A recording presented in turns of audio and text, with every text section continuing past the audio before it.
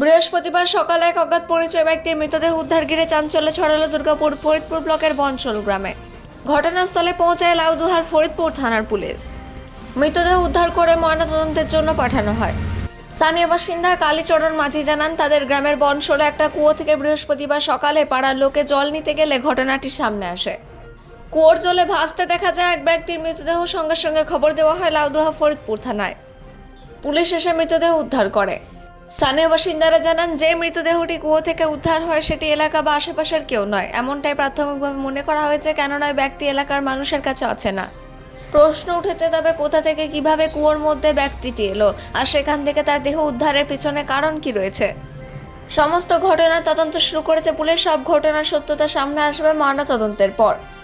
তবে বৃহস্পতিবার সাত সকালে এই ধরনের ঘটনায় স্বাভাবিকভাবে চাঞ্চল্য ছড়িয়েছে এলাকায়। লাউদুহা থেকে আজিত মুসা, রিপোর্ট নিউজে।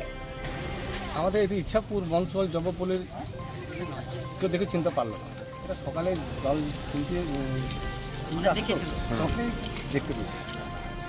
এইটা রাত্রে সঠিকভাবে কিছু বলতে হবে না, দেখলে না দেখলে কি বলা যাবে।